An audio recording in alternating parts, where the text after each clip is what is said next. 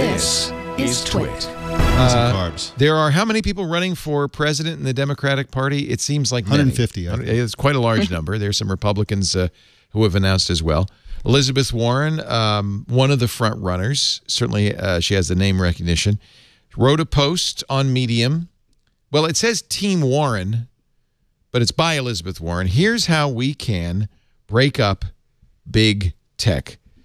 25 years ago, Facebook, Google, and Amazon didn't exist. Now they're among the most valuable and well-known companies in the world. It's a great story, but also one that highlights why the government must break up monopolies and promote competitive markets. Aren't we glad, she writes, that we now have the option of using Google instead of being stuck with Bing? Yes. But today's big tech companies have too much power over our economy, our society, our democracy, and then the process, and I think this is maybe her most important point, they've hurt small businesses and stifled innovation. So she says her administration will make big structural changes to the tech sector to promote competition, including breaking up Amazon, Facebook, and Google. And in a conversation with Nilay Patel later this week, she said, and I'm going to put Apple in there as well.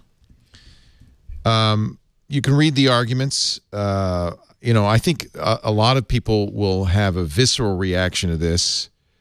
I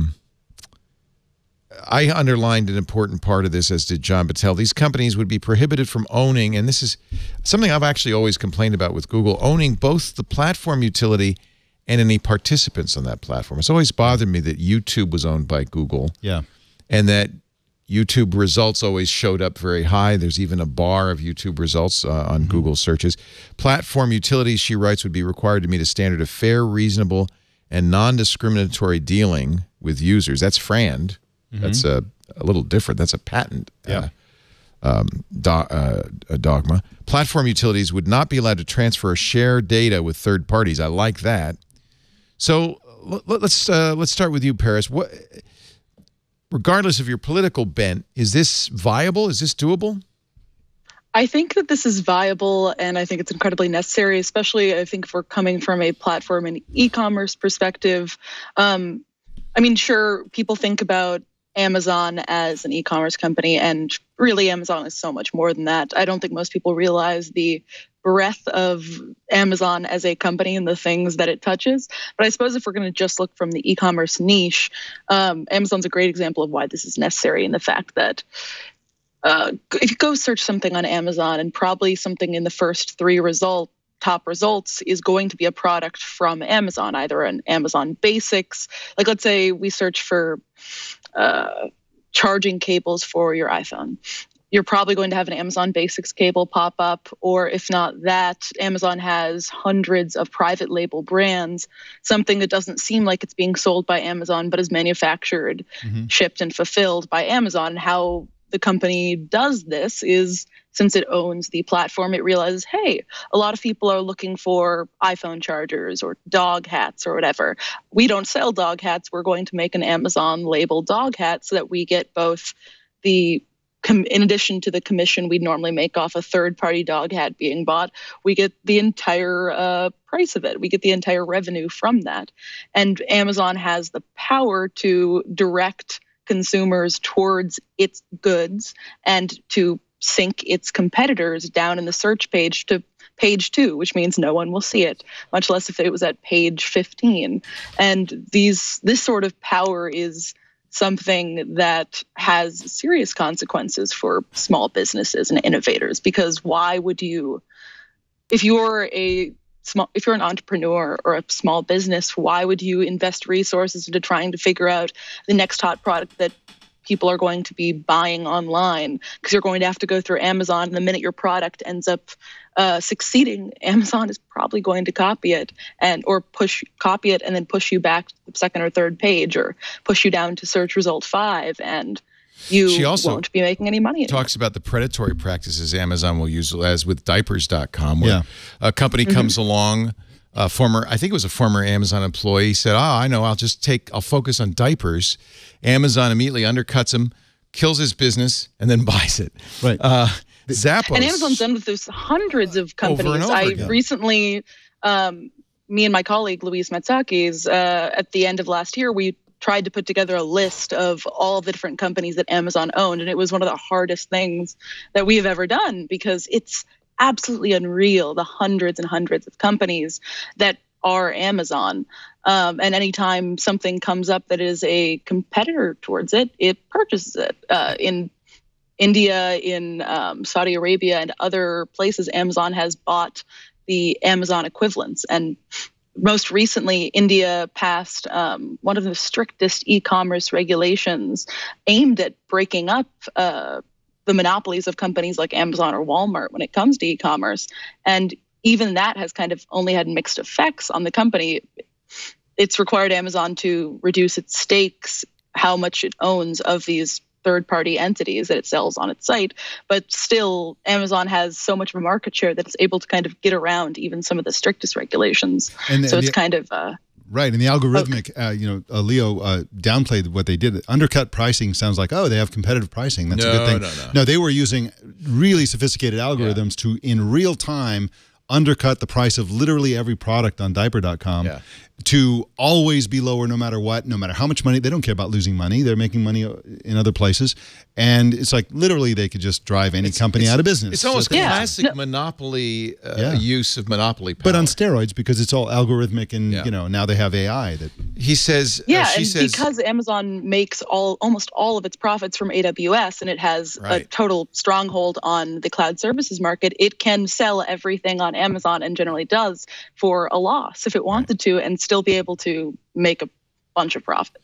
She says we would spin off Amazon's marketplace, Google's ad exchange, Google search. They would be called platform utilities. Amazon marketplace and basics, Google's ad exchange and businesses on the exchange would be split apart. Google search would have to be spun off. She would split off Zappos and Whole Foods from Amazon.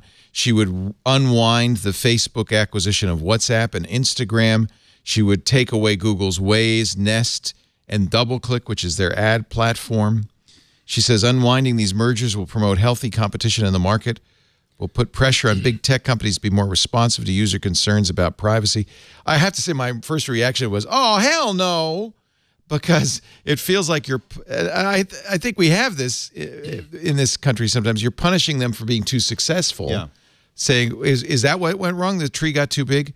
But I have to say the arguments you just gave, Paris, are a really perfect example of why it's not good for society if a company owns too much and gets too big. But it's worse than that, because as Paris was alluding, the problem is that our laws are based on a world where, okay, so there's a company and you buy products from them, and if they get too big, and then you can break them up, and then it's a one-to-one relationship between the customer and the company. In this case, there's no pressure that the public can put on Amazon when they don't even know that the companies they're buying from are Amazon, when they don't understand that the profits they make from AWS are enabling them to lose money on all kinds of markets until they crush it, in which case at which point in time they raise prices. There was a study done where they did this in certain narrow academic markets for books, where they basically undercut these books, and to the point the publishers that they were competing with,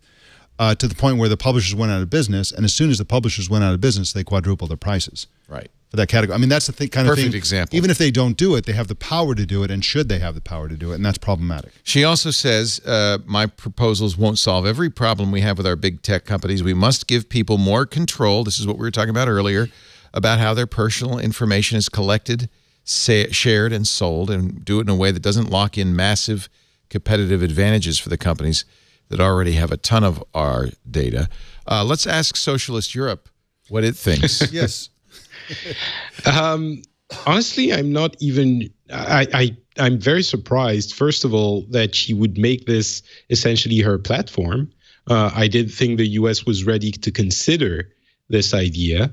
I'm also very surprised that you all seem to be in favor of it.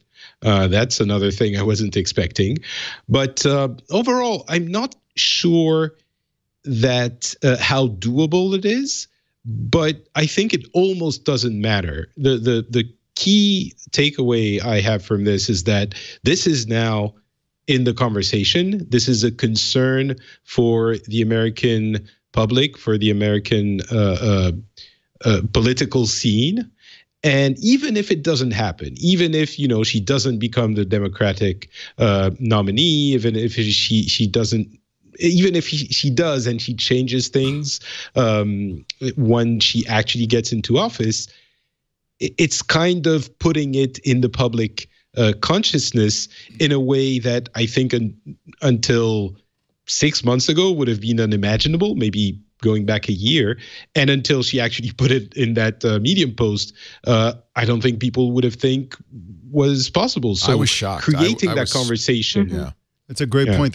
So many Overton windows are being shattered in American political discourse. That? The Overton window is the range of topics that is socially acceptable to even raise and question. Yeah. And, you know, a few years ago, you couldn't even suggest something like this. Right. But now everybody's taking it seriously. And, you know, the chances that Elizabeth Warren will become president in 2020, you know, I don't know what the chances are, but it almost doesn't matter because they're building a Democratic Party platform.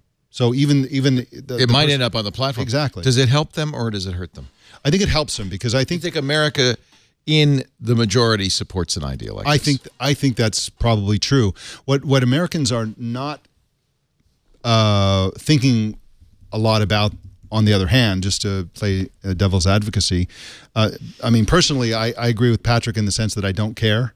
Like if they break up Facebook and some of our other and Google and some of our beloved companies, Apple, et cetera, a lot of people's instinctive reactions say, I love the products, I love this company, I don't want them to be harmed.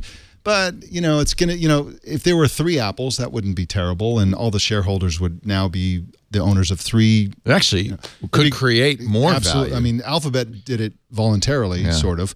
But the larger implication is that these companies are global giants. I mean, Facebook, Google, Amazon's becoming a global giant. Apple is obviously a global giant. Somebody's going to be a global giant. And if we dismantle the American global giants, then the Chinese global giants are going to become the new global giants. And we got to think about whether we want that. And I wish Europe would step up in terms of, there's so much technology in Europe, but the funding and other cultural aspects of the startup culture aren't happening. So where's the French Google? Where's the German Facebook? Where is the why isn't there? I mean, there is a French search ourselves engine. We ask ourselves that question all the time. I think there's I have no idea what I'm talking about, but I think there is a lot of market size that is problematic in Europe. Even though we try to create a single market, and we have in many ways, the language barrier is one thing. Then even with the harmonization of laws, there are still variations with different parts of the EU. In the US and in China, you can start your business and immediately have access to, 250 million customers. It's a little bit more complicated for us. So I think that plays into it. I also think, as much as it pains me to say it, our tax regimen, or however you want to call it, is maybe a little bit less friendly to aggressive entrepreneurship. That's possible. But we have now lived in a world where we have, you know, the as we call them in France, the GAFAM, so Google, Amazon, Facebook, Apple, and Microsoft, are ruling the world. We know what it looks like. We know what the positive things are. We know what the negative things are. I think it wouldn't necessarily be a horrible thing to try out, try breaking them down and seeing what happens. And maybe it would open up.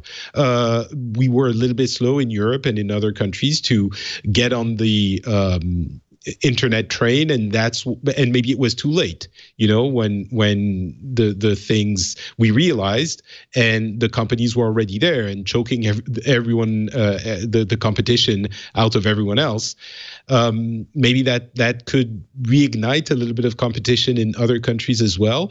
Honestly, I don't know what would happen, but I think we know where we are now, and there are some. I could be convinced that we should try it out, I guess.